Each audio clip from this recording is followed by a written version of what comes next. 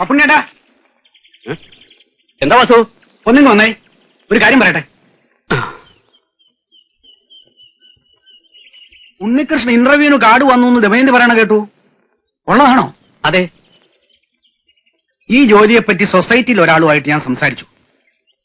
വലിയ പദവിയും പത്രാസുള്ള ഉദ്യോഗമാണെന്ന് പറഞ്ഞത്. മാത്രോ നല്ല ശമ്പളവും. അയ്യോ വാസു, സ്വാധീനം ചെലുത്തേ കിട്ടുമായിരുന്നെങ്കിൽ ആ വഴിക്ക് ശ്രമം നടത്തി നോക്കായിരുന്നു. ഏയ്, ഇത്തരം ജോലിക്കൊന്ന് റെക്കമെൻഡേഷൻ കേൾക്കുമെന്ന് എനിക്ക് തോന്നുന്നില്ല. ഞാൻ പറയാൻ വന്ന അതല്ല. സൊസൈറ്റിയിലെ രാഘവൻ എന്നോട് കാര്യം പറഞ്ഞു. ആലോചിച്ചപ്പോ ശരിയാണെന്ന് എനിക്ക് തോന്നി. എന്താത്? CID പണിയാകുമ്പോ വെറും കുറ്റാന്വേഷണ നോവലുള്ള പരിജ്ഞാനം മാത്രം പോരാ. കായിക ശക്തിയും ബുദ്ധിശക്തിയും വികസിക്കാനുള്ള പരിശീലനമാണ് ആവശ്യം. അതിനിപ്പോ എന്ത് ചെയ്യും? രാഘവന്റെ പരിചയത്തിൽ ഒരാളുണ്ട്. പോലീസ് ട്രെയിനിങ് കോളേജിൽ പോലീസുകാരെയും നായ്ക്കളെയും ഒരുപോലെ പരിശീലിപ്പിച്ച് റിട്ടയർഡായ ഒരു ഋഷികേശൻ നായർ.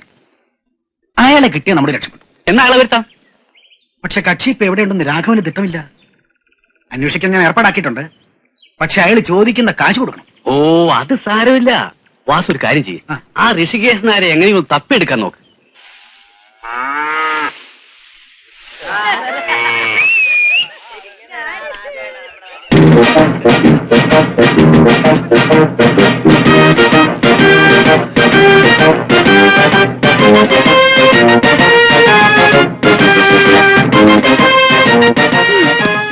പപ്പുണ്ണിയില്ലേ? ആരാ? മനസ്സിലായില്ല. അതൊക്കെ നേരിട്ട് പറയാം, വിളിക്കേ. അക്രമൊന്നും കാണിക്കല്ലേ, അങ്ങനൊരു പാവം. അക്രമം കാണിക്കാൻ പോകുന്ന അങ്ങേരോടല്ല, അങ്ങേരുടെ മകനോടാണ്. ഉണ്ണികൃഷ്ണല്ലേ ഇവിടെ? അയ്യോ, അവൻ അങ്ങേരെക്കാളും പഞ്ചപാവോ. അതേ, ഒന്നിങ്ങോട്ട് വന്നേ.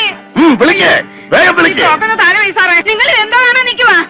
ആരെങ്കിലും ഓടിക്കുന്ന പോലീസിനെ ഒന്ന് വിളിച്ചോണ്ട് വാ. വരൂ വരൂ. നിങ്ങളെയൊക്കെ കുറച്ചു നേരത്തേക്ക് ഭയപ്പെടുത്തേണ്ടി വന്നതിൽ എനിക്ക് ഖേദമുണ്ട്. ഞാൻ ആരെയും കൊല്ലാൻ വന്നതല്ല. ഇദ്ദേഹത്തിന്റെ മകനെ CID ആയി വാർത്തെടുക്കാൻ വേണ്ട പരിശീലനം കൊടുക്കാമെന്ന ട്രെയിനറാണ് ഞാൻ. എന്നാ പിന്നെ ഇയാൾക്കത് നേരത്തെ പറഞ്ഞു തുടക്കാൻ പറ്റും. എന്തിനും കുറച്ച് ടെൻഷൻ ഉണ്ടാക്കുക എന്നുള്ളത് എന്റെ ഒരു ശീലമാണ്.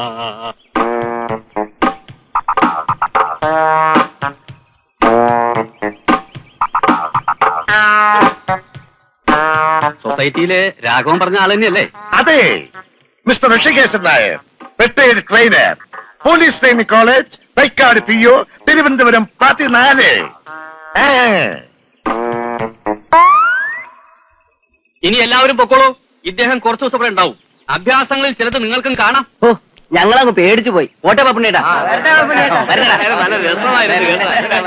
സോറി മിസ്റ്റർ പപ്പുണ്ണി, നിങ്ങളുടെ മകന് വേണ്ടി ഞാനൊരു ഹോം ട്യൂഷനാണ് ഉദ്ദേശിക്കുന്നത്, അല്ലാതെ ഒരു പൊതു പ്രദർശനമല്ല. അറിഞ്ഞൂടായിരുന്നു, ക്ഷമിക്കണം. അകത്തോട്ട് പൊട്ടും പൊട്ടും. ഇരിക്കാം. ടൈലർ ഈ മുണ്ട് അങ്ങോട്ട് കൊടുത്താട്ടെ. പ്രായമായ പെങ്കച്ചുള്ള വീടാ. അയ്യോ, എന്റെ മുണ്ട് വഴിയിൽ ഉരിഞ്ഞു പോയതൊന്നുമല്ല, ഇതാണ് എന്റെ സ്ഥിരം വേഷം. അടിവസ്ത്രം മാത്രം എടുത്തോണ്ട് ഇവിടെ തങ്ങുന്ന കാര്യം പാടാ. തുണി എടുത്തോണ്ട് പഠിപ്പിക്കാനെങ്കിൽ പഠിപ്പിച്ചാൽ മതി, അല്ലെങ്കിൽ ഞങ്ങൾ വേറെ ടൈലറെ നോക്കിക്കോളാം. പത്മാവതി, എന്ത് വേണം പത്മാവതിക്ക്? നാണോ മാനമുള്ള ഒരു ടൈലറെ കിട്ടിയില്ലേ നമ്മുടെ മോനെ പഠിപ്പിക്കാൻ?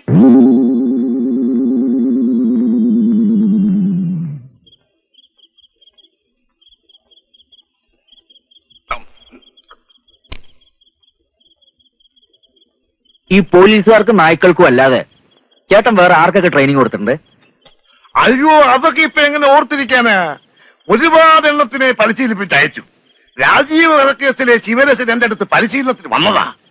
ദൈവാധീനം കൊണ്ട് അന്ന് ഞാൻ ശബരിമലയിൽ കട നടത്തുകയായിരുന്നു. അതുകൊണ്ട് നടന്നില്ല. കടയോ? കടയല്ല, കളരി. ഇപ്പോഴത്തെ SI-മാരെയും സർക്കിൾമാരെയും എന്തിനധികം IG വരെ പരിശീലിപ്പിച്ച് ഇദ്ദേഹം അല്ലടാ. ഈ പോലീസ് ട്രെയിനിങ് കോളേജിൽ ചേട്ടൻ എത്ര വർഷം ഉണ്ടായിരുന്നു?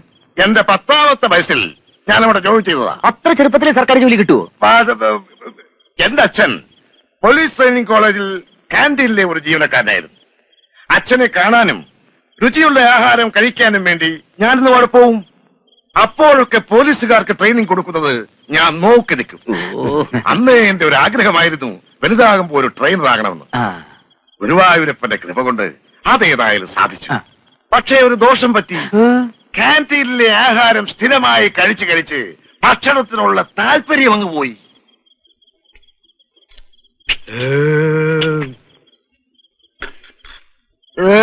പത്മാവതി, കോഴിയിറച്ചെടുത്തോ. എന്റെ പറച്ചിലിക്കട മുത്തപ്പ, ഇയാടെ മുഖത്തും വയറാണോ? ഇതുണ്ട് നമ്മള് നല്ല തേച്ചിക്കട്ടെ. അന്നത്തെ സംഭവങ്ങൾ മുഴുവൻ ഡിറ്റക്റ്റീവ് അരുണാചലൻ തന്റെ ഡയറിയിൽ കുറിച്ചു വെച്ചു. ഗ്രാമം ഉറങ്ങിയിട്ടുണ്ടായിരുന്നില്ല. മുറിക്ക് പുറത്ത് കട്ടപിടിച്ച ഇരുട്ടിൽ ദൂരെയെങ്ങും ഒരു ചാവാലിപ്പട്ടിയുടെ ഓലി കേട്ടു. പ്രകൃതിയുടെ ഒരു ഇല പോലും അനങ്ങിയില്ല. കാറ്റേതോ നിഗൂഢതയിൽ ഒളിച്ച പോലെ. അന്തരീക്ഷത്തിൽ പഴകിയ ചോരയുടെ മണം തളം കെട്ടി നിൽക്കുന്നതായി അരുണാചലത്തിൽ തോന്നി. ഡയറി അടച്ചു വെച്ച് ഉള്ളിൽ കെട്ടുപിടിഞ്ഞു കിടക്കുന്ന ചിന്തയുടെ കുരുക്കൾ അഴിക്കാൻ തുടങ്ങിയായിരുന്നു അയാൾ. ഒടുങ്ങനെ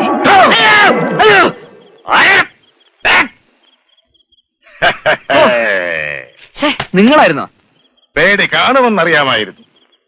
അതിന്റെ അളവ് പരിശോധിക്കുകയായിരുന്നു ഞാൻ. വളരെ കൂടുതലാണ്. ഓ, രാത്രി ഡിറ്റക്റ്റീവ് നോവൽ വായിക്കുമ്പോ ഇങ്ങനെ പേടിപ്പിച്ച ആരായാലും പേടിച്ചു പോയില്ലേ? ശരി, പുറത്തേക്ക് വന്നോളൂ. വളരെ പ്രധാനപ്പെട്ട ഒരു വിദ്യ ഇപ്പൊ തന്നെ ഞാൻ പഠിപ്പിച്ചേക്കാം.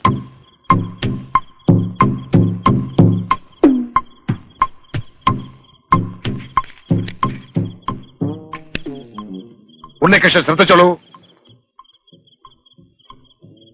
തീപ്പെട്ടിക്കുള്ളി ഇങ്ങനെ വെച്ചിട്ട് തള്ളവിരലെ കൊണ്ട് നന്നായി അമർത്തി പിടിക്കണം.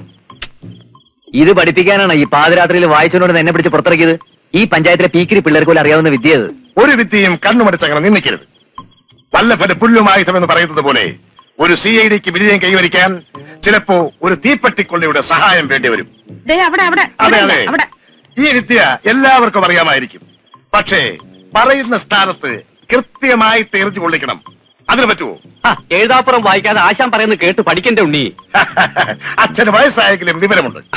നോക്കൂ, ആ തെങ്ങിൻ ചുവട്ടിൽ കിടക്കുന്ന കടലാസാണ് എന്റെ ലക്ഷ്യം. ഇവിടെ നിന്നുകൊണ്ട് ഞാനത് കത്തിച്ച് കാണിച്ചു തരാം. 1, 2, 3. കലക്കൻ ഉന്നാശനെ അപ്പുറത്തെ പപ്പനാവന്റെ പറമ്പിലേക്കാ പോയത്. ഇനി അവിടെങ്ങാനും തീ പിടിക്കുവോ? നീ ആ കരുനാക്കൊണ്ടൊന്നും മിണ്ടാതിരിക്കും പത്മം. എന്തുകൊണ്ടാണ് ഉന്നം തെറ്റിയതെന്ന് ഞാൻ വിശദമാക്കി തരാം. തെറ്റ് ആദ്യം പഠിപ്പിച്ചിട്ട് പിന്നെ ശരി പഠിപ്പിക്കുക. അതാണ് എന്റെ ഒരു രീതി. തിയറി ഒന്നും പഠിച്ചോണ്ട് ഇപ്പൊ സമയമില്ല എന്റെ ആശാനെ. ആ തീപ്പെട്ടി കൊടുത്താ ലക്ഷ്യസ്ഥാനത്ത് എങ്ങനെയാ കൊള്ളിക്കണമെന്ന് ഞാൻ കാണിച്ചു തരാം. എന്നാലത് കാണിക്ക്. ആദ്യമായി കൊള്ളിയെടുത്ത് തള്ളവരൽ കൂട്ടകൻ അമർത്തി പിടിക്കുക. എന്നിട്ട്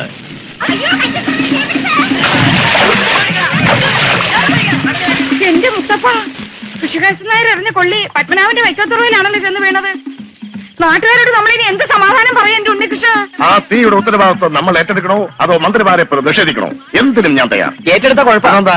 ശാസ്ത്രീയമായിട്ട് അടിവശമില്ലാത്ത വെറും കർഷക തൊഴിലാളികൾ അവര്. ഇടിക്കൊരു മയം ഉണ്ടാവില്ല. അയ്യോ, എന്നാ അത് വേണ്ട, നിഷേധിക്കാം. പെരയിലോട്ട് തീ പിടിക്കുന്നതിന് മുമ്പ് ചെന്ന് കെടുത്താൻ നോക്ക്. ഞാൻ ഒറ്റയ്ക്കോ? ഉണ്ണി ഇവിടെ വാ. നീയും കൂടെ നോടി ചെല്ലേന്റെ ഉണ്ണികൃഷ്ണ. തീപ്പെട്ടിക്കുള്ളിക്ക് ശക്തിയുണ്ടെന്ന് ഇപ്പൊ മനസ്സിലായി. കോപ്പടപാട് പോ. ഗണപതിക്ക് വെച്ചതിന്റെ കാക്ക കൊണ്ടുപോയല്ലോ.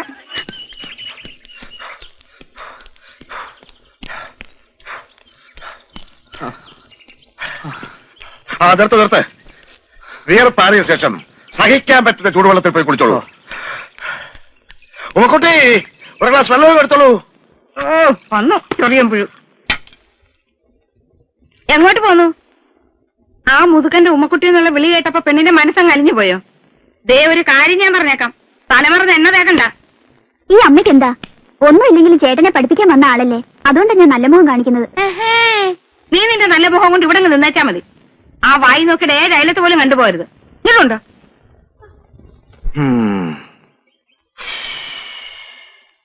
എന്നാ വെള്ളം. ഉമ എന്ത്? ഇയാൾക്ക് വെള്ളമല്ലേ വേണ്ടത്, കുടിച്ചാട്ടെ.